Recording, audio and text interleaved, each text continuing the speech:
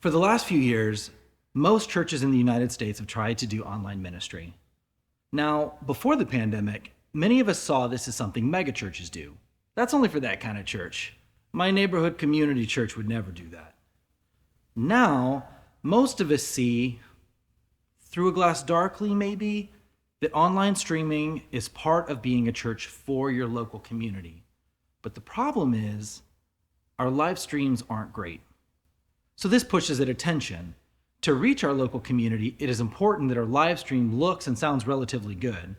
After all, most of the people in our local community grew up watching video on TV and Netflix. We all know what quality video looks and sounds like. And when the quality is bad, it's hard to watch. That's one hand. On the other hand, our church can't afford to spend $50,000 or more this year making it look quality. Many of us assume quality audio and video are completely out of reach for churches like ours because we can't afford those expensive companies. It's too expensive. It's too hard to do.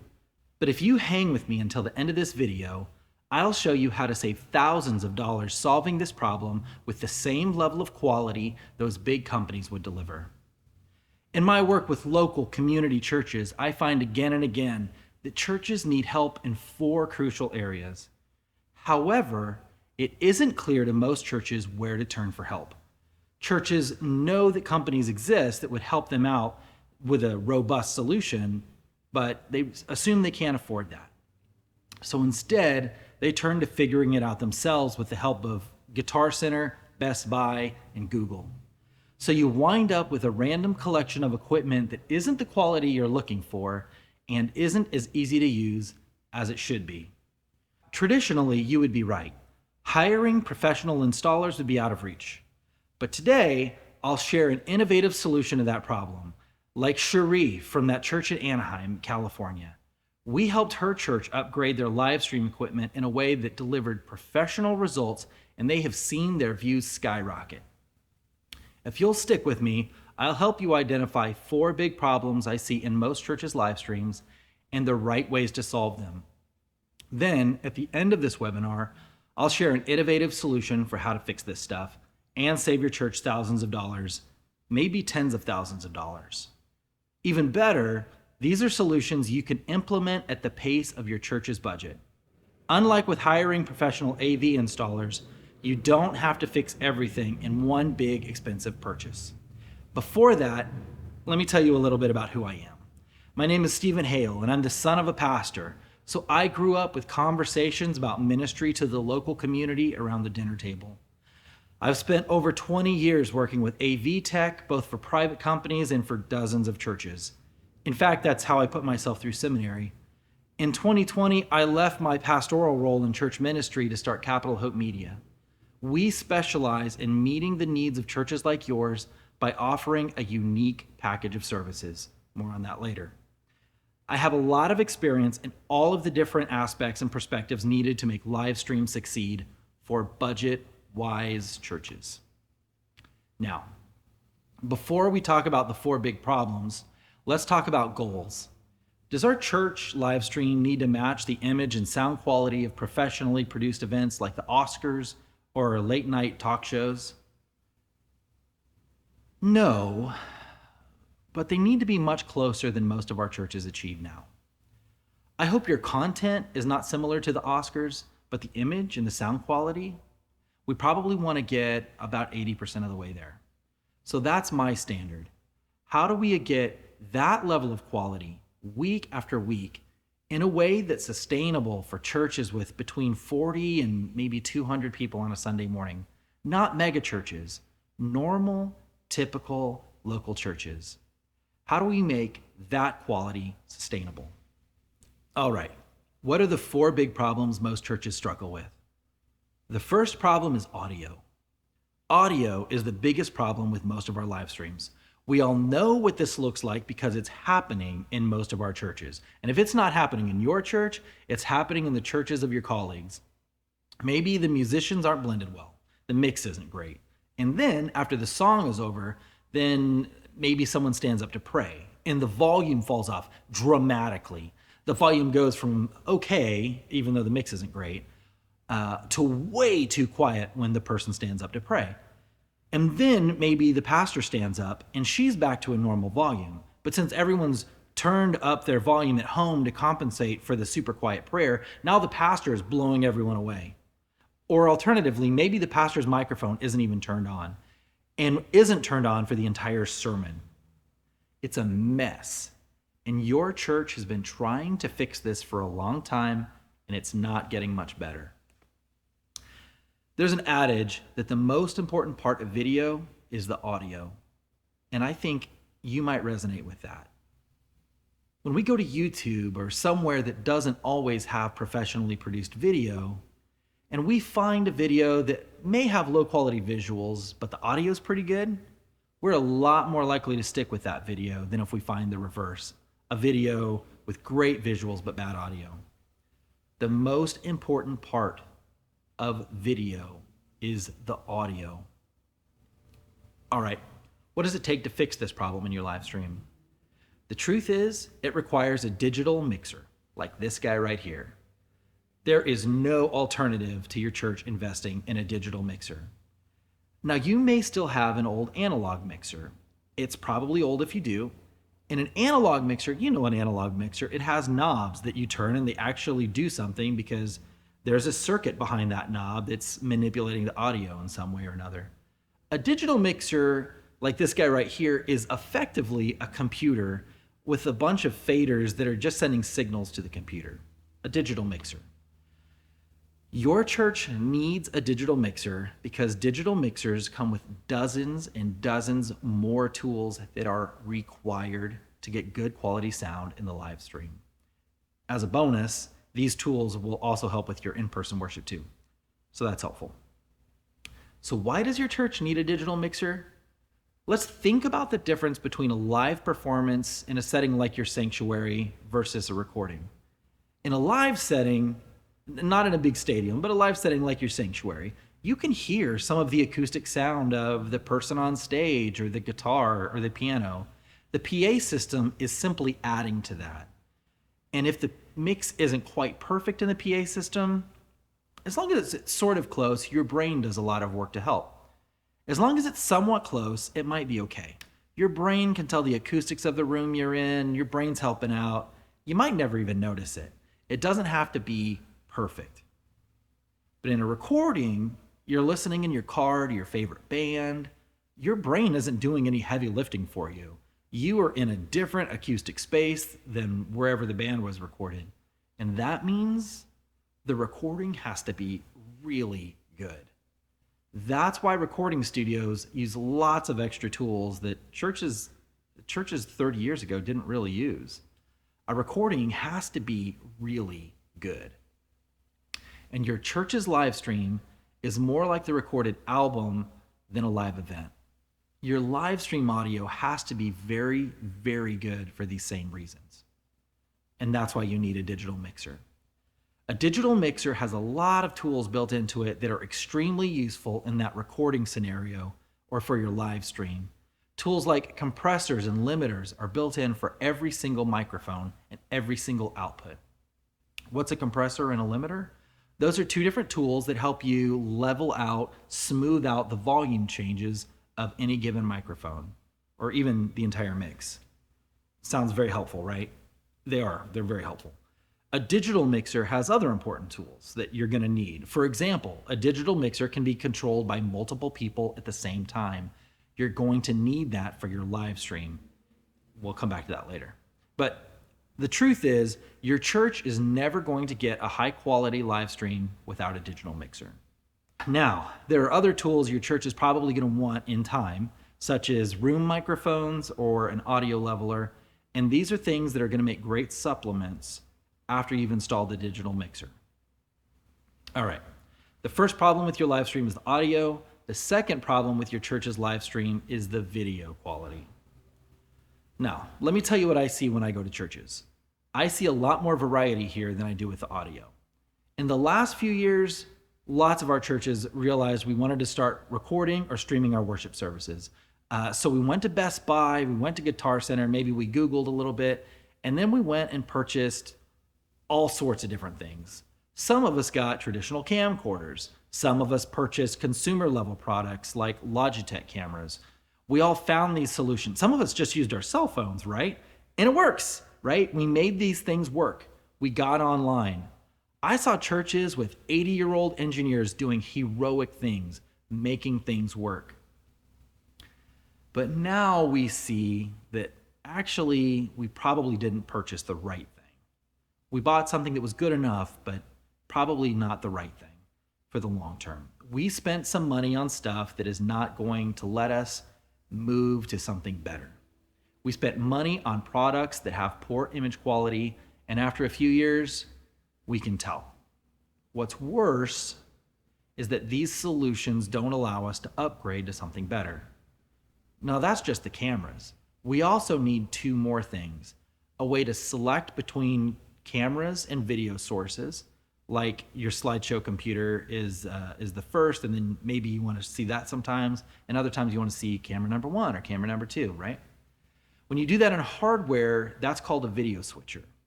And then got the video switcher. Now we also need something to actually do the live stream. What actually takes our video signal and puts it on the internet. Again, churches found all sorts of solutions to this. Some churches use software like OBS, Wirecast, or Ecamm Live. Now, the truth is, these are actually great, powerful solutions. Lots of churches use them. And in bigger churches with a large tech team, these are great solutions with lots of options and a ton of capability.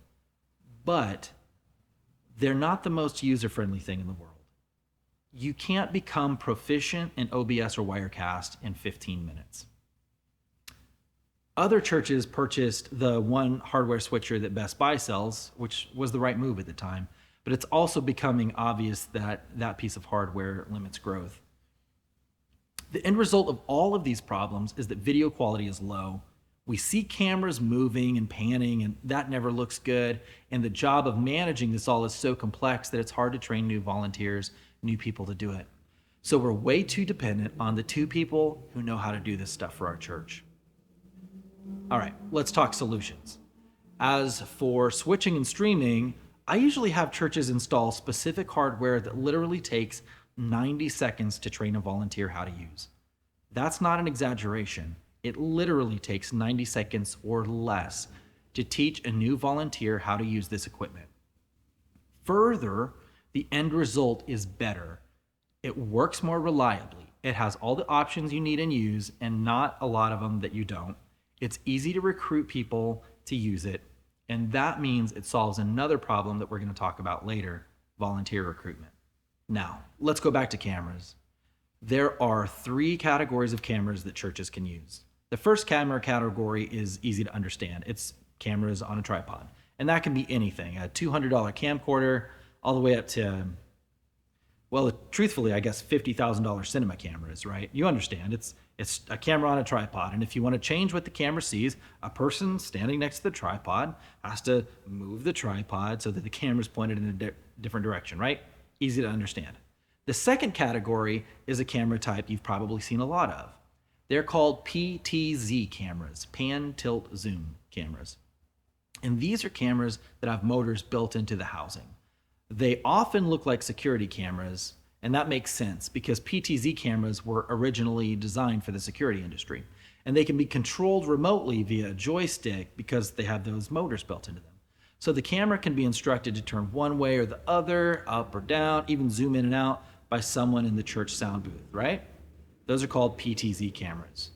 And the third category is a more innovative category. Lots of innovative solutions from consumer companies or new companies doing all sorts of interesting stuff.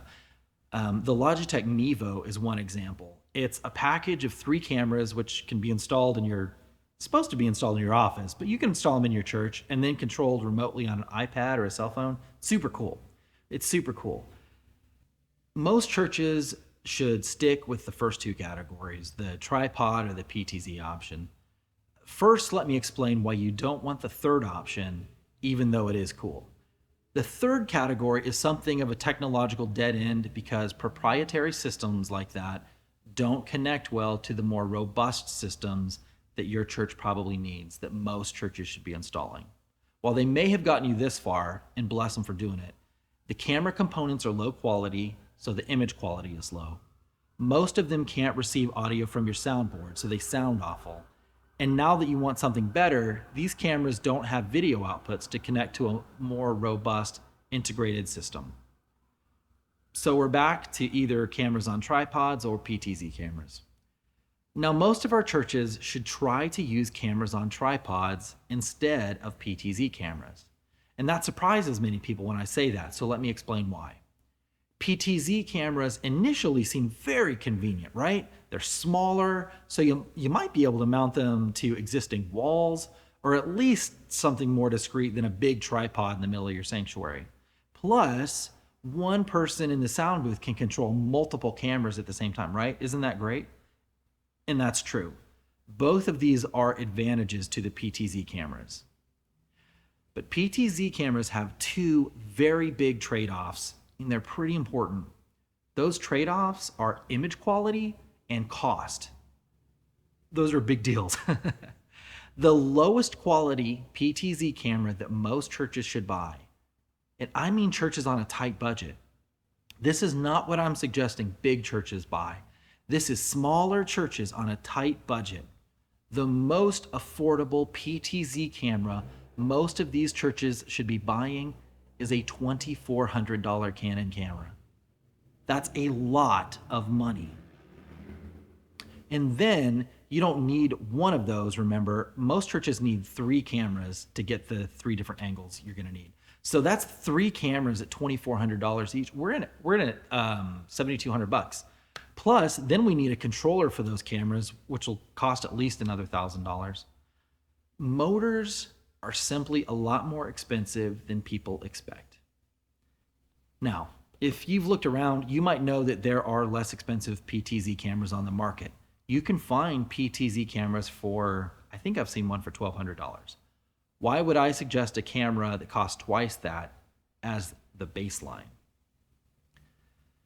The trouble with these cheaper PTZ cameras is that the sensor inside of them comes from the world of security cameras, not photo or video cameras. It's really boils down to a question of image quality. These less expensive cameras are designed using security camera technology. And for security cameras, image quality, like color rendition and things like that, is much less important than it is for a video camera. The image quality is not the biggest priority on a security camera. Beyond like basic questions like clarity. Of course you need clarity, but beyond that, you don't care very much. That's the sensor, and the lens is a similar issue. The lens is the second most important part of any camera. And these cheaper PTZ cameras use cheap plastic lenses, again, from security cameras, instead of nicer glass lenses from companies like Canon or Panasonic or Nikon or something. In the end, these cheaper PTZ cameras look like mediocre webcams. In fact, most cell phones from the last few years look better than these $1,200 PTZ cameras. So again, the most basic PTZ camera a church should consider costs about $2,400 each. And that's why most churches really want to try and make cameras on tripods work. If you can get the volunteers together and you have the space, cameras on tripod are a much better option. For that same $2,400, heck, for less money, you can buy a camera that looks far better than any PTZ camera. For $2,400, you can buy cameras that look almost like cinema cameras, a good lens, and the tripod. Image quality on, $2,400. Image quality on that $2,400 will far surpass even what you can get with $10,000 PTZ cameras. The only downside to the cameras on a tripod is that you actually have to put volunteers on the tripod. All right, that's enough about cameras. Before we stop talking about image quality, we should also briefly talk about lighting. Now, lighting is far more important to a live stream's image quality than you might expect. Camera sensors perform much better in well-lit spaces, and a camera's standards of well-lit are somewhat different from the human eye. However, I still think most churches should defer lighting improvements until after resolving the other issues we're dealing with in this webinar. But I will give you one tip quickly. If you have any sort of spotlights for your stage of any sort, you want them at a 45-degree angle to the main speaker, to the pastor, and to the whoever's leading your music. That's the ideal angle in most scenarios. That should at least help you get the most out of what equipment you already have. All right, that's enough about image quality. Let's move on to the third problem most of us have with our live streams, a lack of tech volunteers. What I see again and again when I talk to church leaders is that they say it is impossible. It is practically impossible to recruit people to work in the tech booth. Now listen, I have spent 20 years recruiting people to work in the tech booth, and I can tell you that even in your church, even in churches of 20 people or 50 people, it is not impossible. It's not even very difficult to recruit volunteers to work in your tech booth, as long as you get a few things right. So here's what I often see, especially now that we're all live streaming. I'll go to a church and I'll see that they have one person in the tech booth, sometimes two people in the tech booth, and they're doing the jobs of 4 or 5 people. And it is not great, guys. The end result is not great. That's why these jobs should be done by a team of 3 or 4 people instead of one person. They often miss cues because they're doing 3 people's jobs. They miss cues even in your live worship. The system is too complicated and it's not easy to separate it either so that you can make the jobs done properly by a team. Worse still is what happens when you try to recruit a new volunteer. So let's say you ask Mrs. Smith to join your tech team. Mrs. Smith comes and she sees what's happening in the tech booth, and she sees that one person doing 3 different jobs. They're controlling the slideshow, they're controlling the audio, they're controlling the live stream. And Mrs. Smith doesn't understand exactly what she's looking at, but she sees how complex and overwhelming it is, and she thinks, I will never learn to do all of that. And she politely declines your invitation. That is one of the core reasons many churches have trouble recruiting volunteers in the tech booth.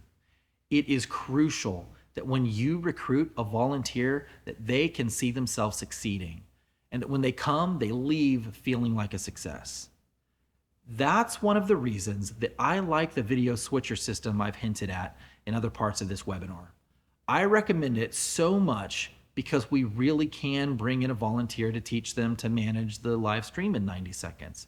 And they do pretty good work, and they leave feeling like a success. More than that, when you bring Mrs. Smith to the tech booth and you say, Mrs. Smith, volunteer to be on our rotation of tech volunteers, she sees that job and she's like, I understand that job. I think I could do that. You can literally teach her how to operate the equipment in the ask. You have to have jobs people can succeed at quickly, or you're not going to be able to recruit volunteers. Let me tell you a story about a church I worked with. This is a church in San Diego County, California. They have 80 or 90 folks that attend on a Sunday morning. And before I started working with them, the music director did almost everything. He adjusted the soundboard. He led the choir and the praise band. They filmed worship on camcorders, and so he set those up each week. And then during the week, he would edit the worship service together and upload it to YouTube. Now, that's a great solution for a lot of churches, but this is one person doing all of that work. So we started working together, and this music director was able to recruit 12 volunteers at this church of 80 or 90. It was a 12-person tech team. And it helped, of course, yes, it helped, that he was able to tell people at church, hey, we're getting a lot of new equipment that's going to be easier to use. Now, I don't know if you're bigger than that church or if you're smaller than that church in San Diego, but you can recruit tech volunteers to come be part of your tech team. And that is a crucial part of making your live stream a higher quality. Your church, your worship services cannot continue to have your entire church depend on 1 or 2 volunteers. I have one more reason that many of our churches struggle with their live stream, and this is a bonus reason before we come to number 4. Your LAN is a problem. Your computer network in your church is a problem. Now, I'm not talking about the internet connection. I'm sure your church, like most churches, has had your struggles with your internet connection and getting your local internet company to provide your church with high-speed internet. That's not what I'm talking about. If we are going to stream well and we're going to have this new equipment, It all needs to be able to communicate to each other on your computer network inside your church building. Some of that's on Wi-Fi, some of it is literally plugged in to, Cat5 cables plugged into a switch. So churches I work with, again, have the same problem we keep coming back to. They have a random collection of stuff that they bought at Best Buy over the years. It's equipment that might be reasonable inside your house, but does not scale appropriately to an entire church building. They have a router in the church office, then home router all-in-one boxes throughout the churches, providing Wi-Fi maybe, or little network switches, or worse yet, they have a mesh network. Do not install a mesh network in your church. These mishmash solutions or a mesh network will not provide the foundation you need to make modern technical equipment work. They're just not going to be up to the challenge. When it comes time to buy your digital mixer and connect that iPad that's going to be how you make your live stream work, your LAN needs to be able to support that reliably without dropouts and things like that. In fact, the LAN network is maybe the easiest to understand example of the biggest problem I see in many of our churches. Many of our community neighborhood churches, budget-wise churches, need a solution that is in between expensive professional services that are provided by a big company on the high end and what you can get at Best Buy on the low end. Now, a big church might have their own IT department, or a lot of churches will hire a company to provide what's called IT managed services, and they'll take care of your network, and when you need computer upgrades, they'll help with that, and they're a company you can call for tech support, all for a monthly fee, a few $100s a month. The truth is, a lot of neighborhood churches don't need that level of service. We have people who understand computers and can take care of basic computer maintenance. But we need something more than just walking into Best Buy and buying 3 or 4 Netgear routers or a mesh network. That isn't stable enough. It's messy. We need something in between these two levels. And that is the core of what we do here at Capitol Hope Media. We help your church get the level of service you need and not more. In fact, that's the 4th reason we struggle with our live stream. It's because we don't know where to get good, budget-wise help to set ourselves up for success. We didn't know. We thought we couldn't afford expensive professionals, integrators they're called, to come in and install all the equipment. So we did our best with Google and Best Buy and Guitar Center. And you know what? A lot of us did admirable work for years. This brings me to the offer that I mentioned in the beginning of the video. A lot of churches need to hire people like me to come in, figure out what equipment is needed, and then install it. Then stick around and train some volunteers. I do that all the time. I love that work. It's very valuable work. However, maybe your church doesn't need that. Maybe your church has volunteers who know how to install basic AV equipment or could figure it out. You've probably already done a lot of that since the pandemic. You don't necessarily need to hire someone like me to come in and spend days installing stuff. You just need to make sure you're buying the right equipment and that you can buy it on a schedule that fits your church's budget. Then maybe you need just basic support to get it installed correctly. That is, maybe you need some of my expertise, but you don't really need days of my time. Here's my offer. I will meet with your church. I will help you figure out exactly what equipment you need based on your goals and your budget. Then I'll give you lists of what to buy, links to where to buy it, and then support to make sure you get it installed correctly. I'll give you training videos and connection charts on how to install that equipment reliably. That saves you the expense of having someone like me come in and install all that equipment, which is work that your church volunteers can do. I'll give you the expertise that you need for them to succeed. You don't need the expense and project size of hiring an integrator. Now, if you hired a traditional integrator, someone to install all this equipment, it would cost you tens of thousands of dollars. And you can't do that in stages. An integrator wants to do a big job all at once. You'd pay them thousands of dollars to have multiple people on site for days while installing this equipment. Now, first, they would come and do an assessment. You might pay for that when they visit, and you might pay for that down the road.